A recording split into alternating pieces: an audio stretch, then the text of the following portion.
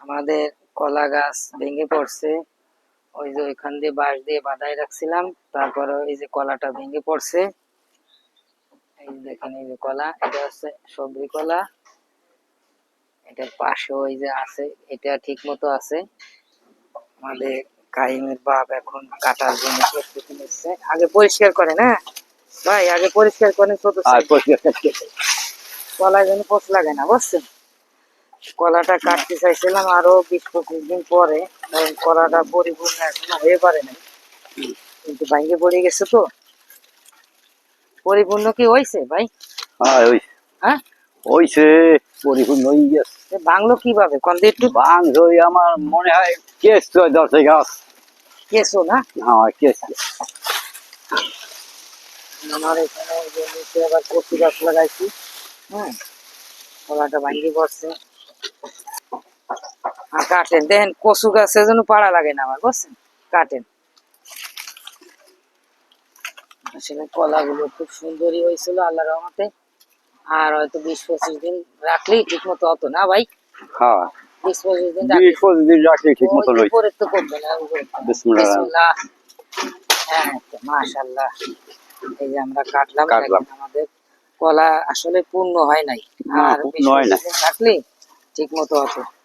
আগুন ওইটাতে, আগুন সামনের দিকে নেবো। হ্যাঁ হ্যাঁ, আগুই যান। কচু গাছ তো ভাঙ্গি ফেলালেন, আমার কচু শেষ। ও হারিয়ে যাইবে। এই যে পাশে কচু আর ডাটা হয়েছে, খুব সুন্দর হয়েছে। হ্যাঁ, ওই যে কাইমের বাপ যাচ্ছে কলা নিয়ে। কোন দিক যান কাইমের বাপ? কোন দিকে যাচ্ছেন? রানুগুলো কাটা লাগে না।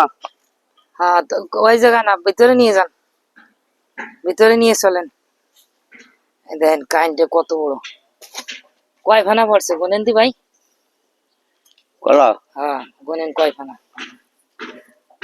1 2 3 4 5 এই 6 7 8 8 ফানা পড়ছে না? উঁচু করেন দি, উঁচু করতে পারবেন?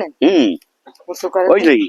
এই দেখেন মাশাআল্লাহ, কত সুন্দর দেখছেন।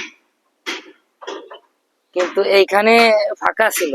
হ্যাঁ, কিন্তু আমি কলা গাছগুলো লাগাইছিলাম, এই জন্য হাতের কলা খেতে পারতেছি। ওই যে এক কাইন পড়ছে, তারপরে এই পাশে আরো এক কাইন আছে।